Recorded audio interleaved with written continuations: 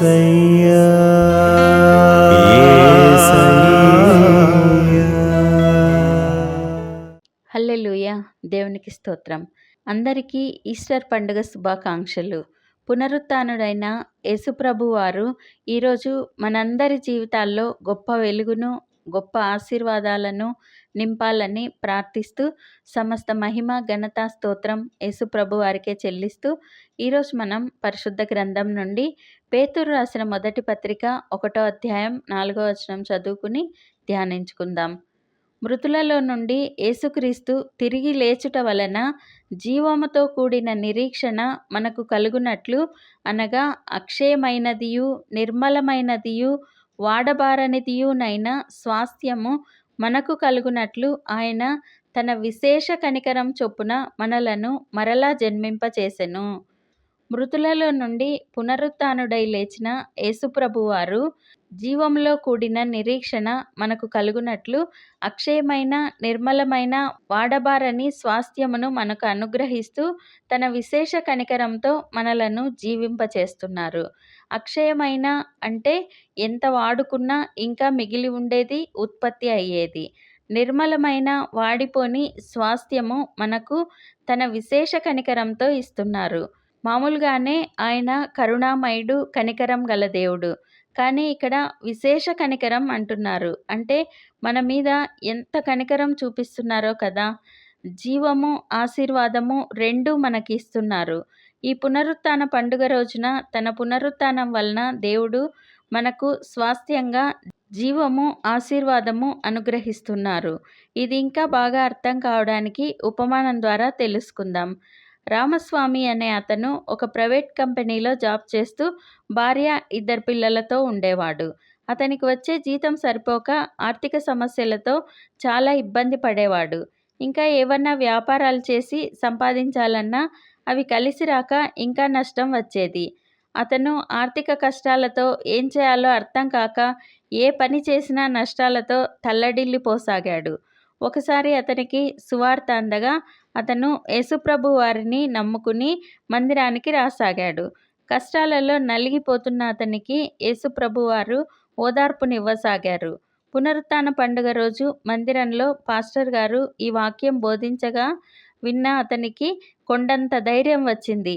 ఆ ధైర్యంతో చిన్న వ్యాపారం, అంటే ఇంటి దగ్గర చిన్న చిల్లర దుకాణం పెట్టగా దేవుని కృపలో అది బాగా జరిగి మంచి లాభాలు రావడంతో షాప్ పెట్టాడు. అది కూడా బాగా ఫలించడంతో ఇంకా విస్తరించి పెద్ద సూపర్ మార్కెట్ పెట్టాడు. ఇంకా ఫలించి అన్ని చోట్ల బ్రాంచ్లు ఓపెన్ చేయసాగాడు. ఎంతో దరిద్రంతో నలిగిపోయిన అతను ఇప్పుడు కోటీశ్వరుడయ్యాడు. అంతటితో అతను గర్వానికి పోక దేవుని స్తుతిస్తూ, ఆయనకు గొప్ప సాక్షిగా నిలుస్తూ, పిల్లలను విశ్వాసంలో పెంచుతూ, కష్టాలలో ఉన్న వారికి సహాయం చేస్తూ ఇంకా గొప్పవాడు కాసాగాడు.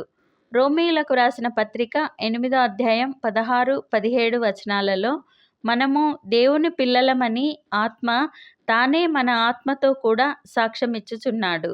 మనం పిల్లలమైతే వారసులం, అనగా దేవుని వారసులం. క్రీస్తుతో కూడా మహిమ పొందుటకు ఆయనతో శ్రమపడిన ఎడల క్రీస్తుతోడి వారసులము. మనము ఆయన పిల్లలము అని దేవుని పరిశుద్ధాత్మ తానే మనకు బోధిస్తోంది. మనము ఆయన పిల్లలమైతే ఆయనకు వారసులం. తల్లిదండ్రుల స్వాస్థ్యము పిల్లలదే కదా. మన తండ్రి అయిన దేవుని ఆశీర్వాదాలు మన స్వాస్థ్యము. అవి మనకందరికీ సొంతం. దావీదు మహారాజు కూడా అంత సంపద, రాజరికము, సంతోషము అన్నీ దేవుని నుండి స్వాస్థ్యంగా పొందుకున్నవే.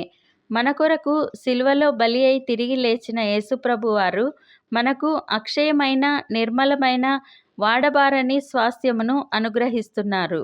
కనికరం గల దేవుడైన యేసుప్రభు వారిని స్తుతిస్తూ ఈ పండుగ రోజు ఆయన ఇచ్చే శ్రేష్టమైన ఆశీర్వాదాలను పొందుకుందాం. ప్రార్థన చేసుకుందాం. ప్రభువా, దేవా, సర్వాధికారి తండ్రి, మీ పరిశుద్ధ పాదాలకు వందనాలు, స్తుతులు, స్తోత్రాలు నాయనా. మీరు మా జీవితాల్లో జరిగించిన మేలులన్నింటికీ వందనాలయ్యా. దేవా, ఈ పునరుత్థాన పండుగ రోజు మీ విశేష కనికరంతో మమ్మల్ని అందరినీ ఆశీర్వదిస్తున్న తండ్రి వందనాలయ్యా. మీ పిల్లలము, మీ వారసులము అని తెలిపినందుకు వందనాలయ్యా. ఈ ప్రార్థనలో పాల్గొనేవారు ఈ లెంట్ డేస్ అంతా ఉపవాసం ఉంటూ మీకు ఏమేం మొరపెట్టుకున్నారో తండ్రి, వారి మొర ఆలకించండి. మీ విశేష కనికరం చొప్పున వారిని ఆశీర్వదించండి. వారి ప్రార్థనలన్నీ ఫలింపచేయండి. మీకు గొప్ప సాక్షులుగా నిలబెట్టండి. వారి అవసరతలు, ఆశలు అన్నీ తీర్చండి. వారి కుటుంబాల్లో నుండి వ్యాధి, లేమిని తీసివేసి స్వస్థత, సమృద్ధిని దయచేయండి. కదలని ఆర్థిక సమృద్ధిని దయచేయండి.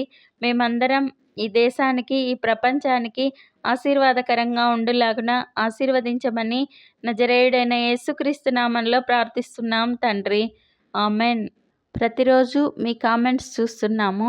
ఈ ఉపవాస ప్రార్థనలలో మీకోసం కూడా రోజు ముమ్మారు ప్రార్థిస్తున్నాము.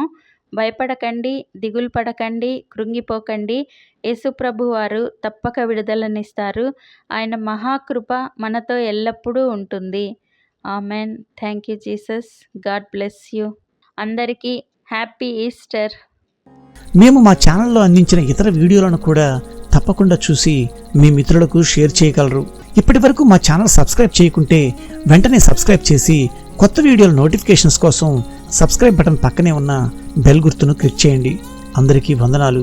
క్రీస్తు తాను ముందు చెప్పిన రీతిగానే తిరిగి 3వ రోజు లేస్తాడని భయపడి ఆయనను భద్రపరిచిన సమాధికి అడ్డంగా పెద్ద బండరాయిని ఉంచి సైనికులను కూడా కాపలాగా ఉంచారు. అయినా క్రీస్తు తాను తెలిపిన విధంగానే 3వ రోజున తిరిగి లేచాడు. తనకు తాను సాక్షిగా నిలబడ్డాడు.